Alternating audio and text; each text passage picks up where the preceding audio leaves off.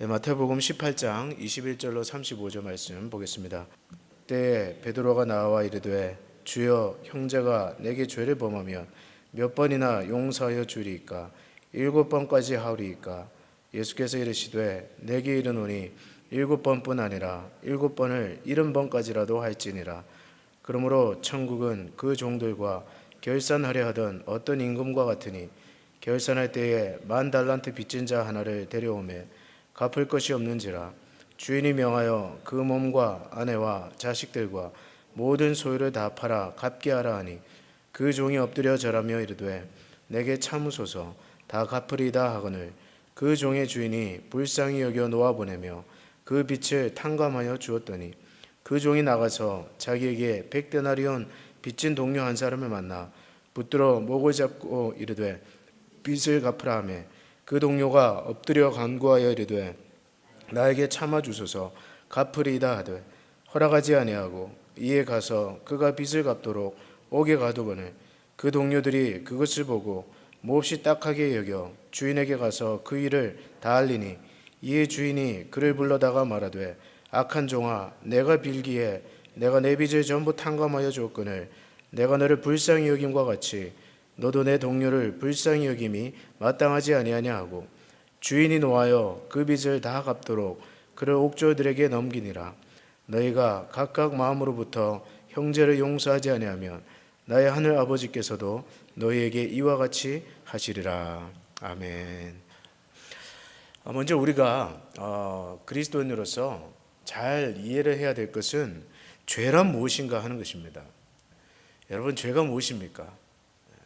라고 물은다면 아마 여러분들은 미움이나 또 시기나 탐욕이나 다툼이나 또 욕심, 살인 이런 것을 아마 죄라고 생각하실 수 있을 것입니다. 근데 성경에서 죄라는 것은 좀 다릅니다. 성경에서 말하는 죄는 무엇인가? 그것은 하나님을 떠난 것입니다. 하나님을 믿지 않는 것이 죄예요. 하나님께 대해서 불순종하고 또 하나님을 거역하는 것이 바로 죄입니다. 그래서 요한복음에서 예수님은 말씀하시기를 죄에 대하여라 함은 그들이 나를 믿지 아니하며. 그래서 성경이 말하는 죄는 무엇인가? 여러분과 제가 분명하게 이해해야 될 것은, 그 죄라는 것은 예수님을 믿지 않는 것, 하나님을 믿지 않는 것, 그것이 바로 죄입니다. 하나님을 떠난 것, 그것이 바로 죄예요. 그러면 우리가 말하는 미움이나 또 살인이나 또 간음이나 정욕이나 다툼은 무엇입니까? 정확하게 말하면 그것은요, 죄의 증상들이에요. 죄의 증상입니다. 마치 이런 것과 같습니다. 감기가 걸리면 감기의 증상이 있습니다. 지금 저도 감기가 걸려서 기침을 하는데, 기침이라든지 열이 난다든지 또 코가 막힌다든지 두통이 온다든지 몸살이 걸린다든지 이런 것들은 다 감기의 증상입니다. 원인이 아니에요. 감기의 원인이 무엇입니까? 감기의 원인은 그냥 바이러스입니다. 그래서 특별히 감기에는 다른 약이 없습니다. 코막힘, 또 두통, 또 기침 이런 증상을 완화시켜주는 약이지 근본적으로 감기를 치유할 수 있는 약은 아직까지 없습니다. 그와 마찬가지예요. 감기의 원인은 바이러스고 또 그 증상으로 나타나는 것이 두통이나 발열이나 기침이나 이런 몸살이나 이런 것과 마찬가지로 죄라는 것은 근본적으로 하나님을 떠난 것입니다. 네 하나님을 떠났기 때문에 거기에서 모든 폭력이 나오고 미움이 나오고 또 탐욕이 나오고 그런 정욕이 나오고 욕심이 나오고 시기와 질투와 이런 죄의 증상들이 나타나게 되는 것입니다. 그래서 웨스트민스터 소위의 문답에서는 죄를 이렇게 정의합니다. 죄는 하나님의 법을 어기거나 또는 온전히 순종하지 못하는 것이다. 무슨 말이에요? 하나님과의 관계 속에서 나타나는 것이 바로 죄라는 것입니다. 그래서 하나님을 떠나고 하나님의 법을 떠나고 하나님을 마음에 두기 싫어하고 하나님과 분리되어 있는 그 자체, 죄를 지어서 죄인이 아니라 바로 그런 죄인이기 때문에 여러분과 저는 죄를 짓게 됩니다. 그래서 로마서 3장 23절 그렇게 말해요. 모든 사람이 죄를 범하였으며 하나님의 영광에 이르지 못하더니. 하나님을 떠났다는 것입니다. 자, 이렇게 모든 인간이 하나님을 떠나서 죄인이 되었는데, 만약에 여러분과 저에게 죄 용서 받을 수 있는 길이 없다면 어떻게 될까요? 만약에 여러분과 제가 우리의 모든 죄가 용서받을 수 없는 채 살아간다면 과연 우리의 삶은 어떠하게 되겠습니까? 아마 여러분과 저는 그 죄책감에 사로잡혀서 양심의 가책을 받고 불행하게 살아갈 것입니다. 기쁨도 없고 무엇을 해도 기쁨이 없고 또 괴로울 것이고, 지옥이 여러분 따로 있는 것이 아니라 바로 죄책감에 사로잡혀 있는 그 영혼의 상태가 바로 지옥이 될 것입니다. 조선시대에 그 수양대군에 대한 이런 전설이 있는데요. 여러분 아시는 것처럼 이 수양대군은 자기의 그 형님의 총이하던 6신하를, 죄가 없는 신하들을 무참하게 살해했습니다. 그리고 자기의 어린 조카 단종까지 죽여버립니다. 그리고 자기가 왕이 돼요. 근데 왕이 오르기만 하면 무슨 일이든지 할 수 있을 것 같고, 또 그 권력의 자리만 잡으면 행복할 것처럼 그는 생각했지만, 오히려 왕이 되고 난 다음에 그는 불안과 공포가 떠나지 않습니다. 꿈에 밤마다 꿈자리가 사나운데, 그래서 그 사람이 이제 수양대군이 그 불교에 귀의하게 되는 계기가 그러는데, 지금 파고다공원에 파고다공원이 있는 자리에 절을 세우게 됩니다. 근데 그 절을 세워도 그 죄책감이 사라지지가 않는 거예요. 밤마다 악몽에 시달리는데, 그 형의 그 왕후였던 문종의 왕후가 밤마다 꿈에 나타나서 그를 괴롭히는 거예요. 그래서 전설에 따르면 네가 내 아들을 죽였기 때문에 나도 네 아들을 죽일 것이다. 근데 그 꿈을 꾸고 난 다음에 며칠 뒤에 자기 아들이 죽고 말합니다. 또 그런가 하면 꿈에 그 문종의 왕후가 나타나서 침을 탁 하고 뱉었어요. 이 더러운 놈 하면서 침을 탁 하고 뱉었는데, 그 등 뒤에 침을 맞은 자국에 등창이 나서, 뭐 사실인지는 모르겠습니다. 그런데 등창이 그렇게 해서 나서 기록에 따르면 이 수양대군은 등창에 걸려서 왕이 된 지 10년도 채 되지 못해서 50대 나이에 일찍 단명하고 맙니다. 그게 역사예요, 여러분. 무슨 뜻입니까? 해결되지 않는 이 죄책감을 가지고 있으면 쫓아오는 사람이 없어도 고통스럽습니다. 우리의 죄가 만약에 해결받지 못한다면 여러분과 저는 끝없는 지옥에 사는 것이 지옥일 거예요. 그 양심의 가책과 두려움과 고통과 기쁨이 없고 그 괴로운 하루하루를 살아갈 수밖에 없습니다. 근데 여러분, 여기에 복음이 있습니다. 복된 소식이 있습니다. 그것이 무엇입니까? 오늘 예수 그리스도를 통해서 하나님께서 여러분과 저의 모든 죄를 용서해 주신다는 거예요. 그래서 로마서 4장 25절에 보면 이런 말씀이 있습니다. 예수는 우리의 범죄함을 인하여 내어줌이 되고. 누구의 범죄함입니까? 우리의 범죄함입니다. 예수의 범죄함이 아니에요. 우리의 범죄함을 위해서 내어줌이 되고. 로마서 5장 8절로 10절에는 이렇게 말합니다. 우리가 아직 죄인 되었을 때에 그리스도께서 우리를 위하여 죽으심으로 하나님께서 우리에게 대한 자기의 사랑을 확증하셨느니라. 이제 우리가 그의 피로 말미암아 의롭다 하심을 받았으니. 무슨 뜻입니까? 예수 그리스도의 피로 오늘 여러분과 저의 죄가 의롭다함을 받았다는 뜻입니다.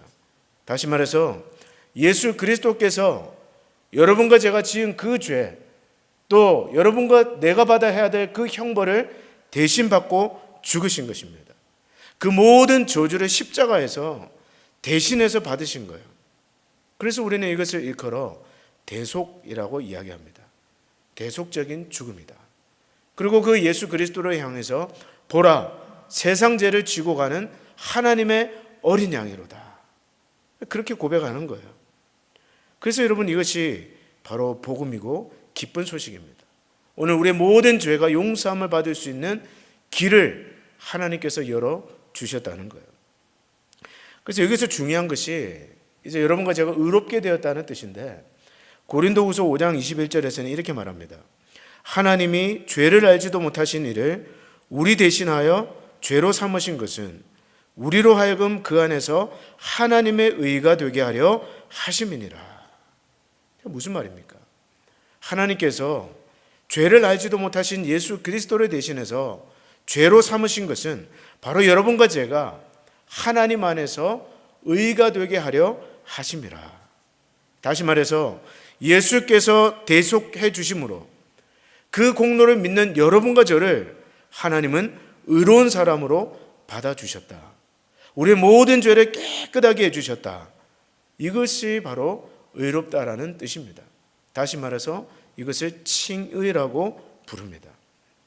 여러분, 종교개혁자들이나 또 로마서나 갈라디아서를 쓴 바울은 이 의롭다는 개념을 굉장히 중요하게 생각했어요. 죄사함을 받는다는 것보다 의롭다라는 이 개념을 더 중요하게 강조했습니다. 왜냐하면 의롭다라는 것은 더 폭넓은 개념이고 더 넓은 의미를 가지고 있기 때문입니다. 무슨 말이냐면 이 의롭다 하심 안에는 하나님께서 여러분과 저의 모든 과거를 기억하시지도 않겠다는 그 결단이 들어가 있는 거예요. 그런가 하면 미래에 있을 하나님의 심판의 자리에서 여러분과 저는 공식적으로 무죄라는 선고를 받게 된다는 뜻을 가지고 있습니다. 그래서 여러분이 의롭다는 이 말은 죄사함이라는 말보다 더 큰 의미로, 더 큰 의미와 중요한 의미를 가지고 있습니다. 근데 이 의롭다 하는 것을 어떻게 받느냐? 이 의롭다함을 어떻게 얻느냐? 그것은 바로 믿음으로 받습니다. 이건 공로가 아니에요. 하나님이 거저 주시는 은혜의 선물로 받습니다. 근데 이제 우리가 볼 때 로마 가톨릭, 천주교 같은 경우에는 그렇게 생각하지 않습니다. 천주교 교리에 보면 의롭다함을 받으려면 성례전을 지켜야 되고 성찬에 참여해야 되고 또 선행을 해야 됩니다. 그런가 하면 내세 연옥에서 치러야 될 형벌의 고통을 통과해야 의롭다함을 받는다라고 생각을 합니다. 그러나 오늘 종교개혁자들의 후예인 여러분과 저는 오직 믿음으로, 솔라 피데, 오직 믿음으로 의롭다함을 받는 것을 믿습니다. 왜냐하면 성경의 가르침이 그걸 말씀하고 있어요. 갈라디아서 2장 16절에 보면 이렇게 말합니다. 사람이 의롭게 되는 것은 율법의 행위에서 난 것이 아니요 오직 예수 그리스도를 믿음으로 말미암는 줄 아는 고로 우리도 그리스도 예수를 믿나니 이는 우리가 율법의 행위에서 아니고 그리스도를 믿음으로써 의롭다함을 얻으려 함이라. 율법의 행위로서는 의롭다함을 육체가 없느니라. 제가 지난주에 설교를 하면서 그런 비유를 말씀드렸는데 굉장히 좋은 비유예요. 천국에 들어가는 그 열쇠를 얻는 방법이 세 가지가 있는데, 첫 번째가 높은 사다리를 타고 올라가서 그 위에 있는 열쇠를 내가 취하는 것입니다. 이것이 천주교의 가르침이에요. 또 한 가지 더 다른 방법은 여기 식탁이 있다고 가정하고 이 식탁 위에다가 열쇠를 얹어 놓습니다. 그러면 누구든지 원하는 사람이 나와서 그 열쇠를 받아가는 거예요. 그러나 여기에서도 인간의 선택을 중요하게 생각합니다. 그러나 여러분, 은혜는 무엇입니까? 종교개혁자들이 가르치는 믿음은 그것이 아니에요. 열쇠를 가지고 있는 그 사람이 여러분에게 그 열쇠를 쥐어주면서 방을 깨끗하게 쓰라고 말하는 것과 같습니다. 무슨 말이에요? 우리가 할 일은 그 받아진 열쇠를 가지고 그 문을 열고 들어가는 것입니다. 그것이 무엇입니까? 믿음이에요. 믿음이에요. 우리의 공로가 아닙니다. 우리의 노력으로 그 열쇠를 얻는 것이 아니에요. 이미 하나님께서 모든 것을 다 이루어 주셨습니다. 여러분과 제가 할 일은 그 열쇠를 가지고 들어가서 당당하게 그 문을 여는 겁니다. 그게 바로 믿음이에요. 그래서 여러분, 믿음이란 거지가 그 동냥하는 사람의 내미는 그 동전을 받기 위해서 손을 내미는 것과 같다고 되어 있습니다. 이것이 무슨 공로입니까? 자기 노력이 아니잖아요. 그냥 주는 동전을 손을 내밀어 받는 행위입니다. 그래서 여러분 바로 이것이 믿음인데, 오늘 성경에 따르면 이 의롭다함을 받는 것은 오직 믿음이라고 이야기하고 있습니다. 그러므로 오늘 우리 성도 여러분들은 이것을 확실하게 아셔야 돼요. 우리의 행위로도 아니고 우리의 공로로도 아니고 오직 믿음으로 하나님이 주시는 의롭다함을 받는다는 것을 분명히 기억하시기를 바랍니다.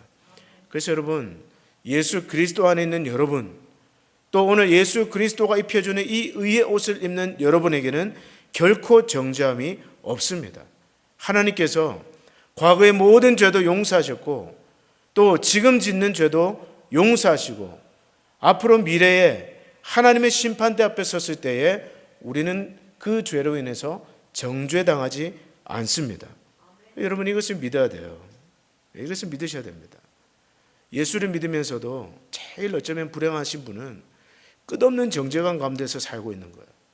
과거에 지었던 죄, 부모한테 지었던 죄, 또 자식에게 지었던 죄, 친구끼리의 죄, 결혼 전에 지었던 죄, 또 결혼해서 배우자에게 지었던 죄, 끝없이 정죄감에 사로잡혀서 살고 있는 것은 하나님이 기뻐하시는 뜻이 아닙니다.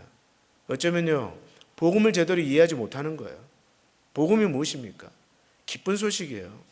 여기 죄사함의 길이 있다는 것입니다. 용서받을 길이 있다는 거예요. 그것을 깨닫지 못하고 끝없이 죄책감에 사로잡혀 있는 것은 하나님이 기뻐하시는 뜻이 아닙니다. 시편 103장 12절에는 이런 말씀이 있습니다. 동이 서에서 먼 것 같이 우리의 죄가를 우리에게서 멀리 옮기셨으며 아버지가 자식을 긍휼히 여김같이 여호와께서는 자기를 경외하는 자를 긍휼히 여기시나니. 하나님께서 여러분과 저의 모든 죄를 이미 옮기셨다는 거예요. 그리고 아버지가 자식을 불쌍히 여기는 것 같이 하나님께서 연약한 여러분과 저를 긍휼히 여기신다는 뜻입니다. 그래서 여러분 가장 큰 예수 그리스도로 인해서 우리가 받는 복 중에 가장 큰 복은 바로 이 죄 용서를 받는 복입니다. 우리가 날마다 예배 나와서 예수 그리스도의 이름으로 죄를 아뢰고 주님이 그 우리의 죄를 씻어주는 이 복, 이것이 바로 우리에게 전해진 기쁜 소식인 것입니다. 여러분, 이것을 확신하셔야 돼요. 요한일서 1장 8절의 말씀 보면 만일 우리가 우리 죄를 자백하면 그는 미쁘시고 우루우사 우리 죄를 사하시며 모든 불의에서 우리를 깨끗게 하신다고 하셨습니다. 여러분, 하나님은 죄를 용서하기를 기뻐하시는 하나님이세요. 자, 이렇게 큰 은혜를 우리가 받았는데 그러면 우리가 어떻게 살아가야 될 것이냐?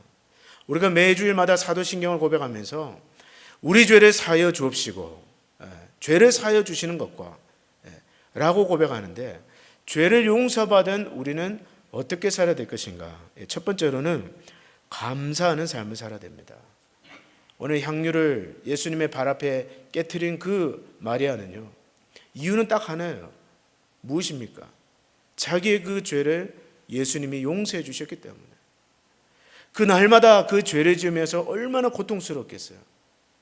마리아가 그 죄를 지으면서 기쁨이 있었겠습니까? 아마 그녀는 엄청난 고통과 죄책감과 사람들이 그 정죄하는 그 정죄감에 시달리면서 살았을 거예요. 맛있는 것을 먹어도 먹는 것 같지 않고 돈은 벌어도 버는 것 같지 않고 그 영혼의 만족도 없고 기쁨도 없고 하루하루가 지옥 같은 그런 삶을 살던 그 마리아에게 예수님이 그녀의 죄를 용서해 주셨습니다. 얼마나 감사하겠어요. 생각해 보세요. 여러분들에게 있는 그 빚을, 예를 들어서 뭐 10,000불이든 100,000불이든 그 빚을 누가 탕감해 줬다고 생각해 보세요. 얼마나 감사하겠어요. 빚진다는 것은 굉장히 괴로운 것입니다. 누가 밖에서 노크만 해도 심장이 벌렁벌렁 거린다고 하지 않습니까? 그런데 그런 용서를 받았어요. 그런 용서를 받았습니다. 그래서 여러분, 그 귀한 향유옥합을 예수님의 발 앞에 아끼지 않고 깨뜨리게 된 것입니다. 여러분, 우리가 교회에서 봉사도 하고 예배도 드리고 우리가 주님 앞에 헌신도 하지만 여러분, 그 동기는 무엇이어야 됩니까? 이 죄사함에 감격입니다. 용서받은 감격이에요. 하나님의 은혜에 대한 감격, 감사로 우리는 하나님을 섬길 수 있어야 됩니다. 그게 첫 번째 감사하는 삶이고요. 두 번째는 하나님께서 오늘 여러분과 저의 모든 죄를 용서하셨고 기억도 하지 않으시고 깨끗하게 용서하셨다면, 오늘 여러분과 제가 그것을 진실로 믿는다면 여러분과 저는 다른 사람의 죄를 용서할 수 있어야 됩니다. 그것이 오늘 말씀이에요. 오늘 35절 말씀에 보면 너희가 각각 마음으로부터 형제를 용서하지 아니하면 나의 하늘 아버지께서도 너희에게 이와 같이 하시리라. 사실은 여러분 굉장히 무서운 말씀이에요. 무슨 뜻입니까? 만약 우리가 다른 사람의 죄를, 이웃의 죄를 용서하지 않으면 우리가 아무리 하나님 앞에 나와서 기도한다고 해도 하나님이 우리 죄를 용서하시지 않겠다는 뜻입니다. 무슨 말입니까? 먼저 우리가 다른 사람의 죄를 용서해 줘야 된다는 뜻입니다. 그래서 여러분, 종교개혁자 칼빈은 이런 말을 했습니다. 성령께서 우리의 마음을 다스리시면 모든 나쁜 의도와 원수 갚아야만 한다는 생각이 사라질 수밖에 없다. 성령께서 신자의 마음을 다스리신다면 그 사람의 마음에는 모든 나쁜 의도가 사라지고 내가 원수를 갚아야 되겠다, 복수해야 되겠다, 이런 생각이 사라지게 된다는 거예요. 성령의 역사심입니다. 여러분, 은혜 받는 사람의 삶에 나타나는 특징이 뭐예요? 그 마음을 푸는 것입니다. 복수하겠다는 마음, 원수를 갚고야 말겠다는 그런 마음이 사라지는 것입니다.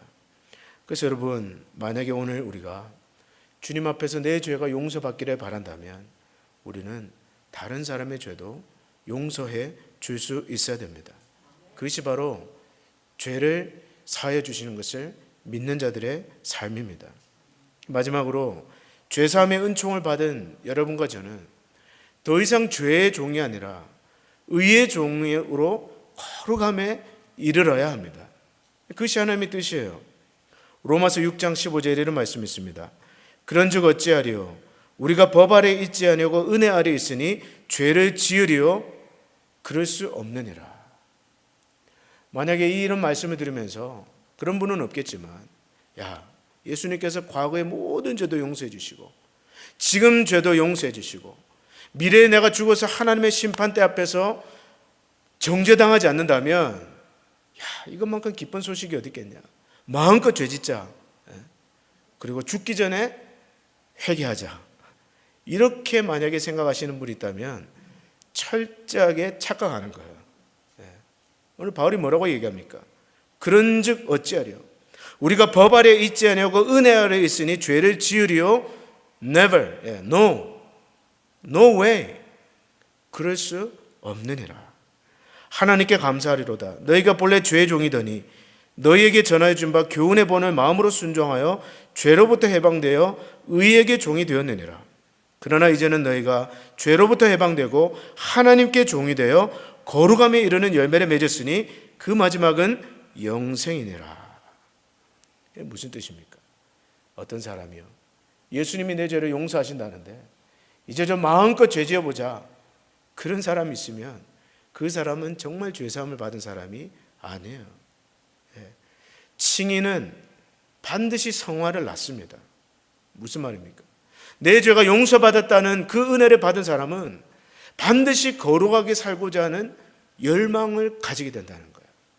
뒤집어 이야기하면 어떤 사람의 그 심령에, 그 영혼에 주님을 닮아가고자 하는 열망이 없다면, 내 마음대로 살아가고자 하는 열망이 없다면, 그러면서도 나는 용서받은 하나님의 자녀라고 고백한다면 그것은 참된 칭의가 아니라는 것입니다. 그래서 여러분, 어떤 사람이 정말 예수님을 인격적으로 만나고 성령으로 거듭나면, 그래서 의롭다함을 받고 죄 용서를 받은 그 은혜를 경험하며 어떤 특징이 나타나느냐면요, 죄를 미워하게 됩니다. 예전에 그렇게 즐기던 죄를 미워하게 되고 죄와 함께 거하려고 하지 않고 거룩한 삶에 대한 열망이 생겨나게 되는 것입니다. 그러므로 여러분, 오늘 우리가 죄 사함을 받은 여러분과 저는 어찌하든지 의에게 종이 되어 우리의 몸을 하나님 앞에 드리면서 거룩한 열매를 맺어갈 수 있어야 됩니다. 오늘 말씀을 맺겠습니다. 프린스턴의 신학자 아키발드 알렉산더 교수는 이렇게 말했습니다. 하나님께서 아무런 조건 없이 전적인 은혜로 인간의 모든 죄를 용서하고 의롭게 하신다는 사실을 받아들이는 것은 아마 이 세상에서 가장 어려운 일 중에 하나일 것이다. 그러나 그럼에도 불구하고 오늘 예수 그리스도를 믿는 여러분과 저는 오늘 예수 그리스도 안에서 하나님께서 여러분과 저의 모든 죄를 깨끗하게 해주셨다는 것을 믿으시기를 바랍니다. 십자가에서 내가 달려야 될 저 십자가에서 예수 그리스도가 대신 죽어 주셨습니다. 내 죄로 인해서 내가 받아야 될 그 형벌을 예수 그리스도께서 대신 담당하셨습니다. 그리고 그것을 믿는 여러분과 저를 의롭다고 여겨 주십니다. 그러므로 우리가 사도신경을 매일 고백하면서 죄를 사하여 주시는 것과 라고 고백할 때 여러분 이 사죄의 은총과 확신 가운데 거하시기를 바랍니다. 그리고 용서받은 의인으로서 여러분은 죄인이 아니에요. 여러분 용서받은 의인입니다.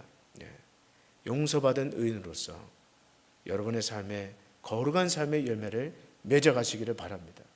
그리고 주님이 우리를 용서해 주신 것처럼 여러분 우리 이웃을 용서하며 살아가시는 주의 백성들 되기를 주의 이름으로 축복합니다. 다 같이 기도하겠습니다. 하나님 아버지, 매주마다 사도신경을 고백하면서 죄를 사하여 주시는 것을 믿는다고 우리는 고백합니다. 하나님, 이것이 입술만의 고백이 아니라 우리의 영혼에 진심으로 믿어지게 하시고 받아들여지게 하시옵소서. 그래서 우리 자신을 보지 않고 오직 내 죄를 대신하여 십자가에 죽으신 우리 주님을 바라보고 의지하는 주의 자녀들에게 인도하여 주시옵소서.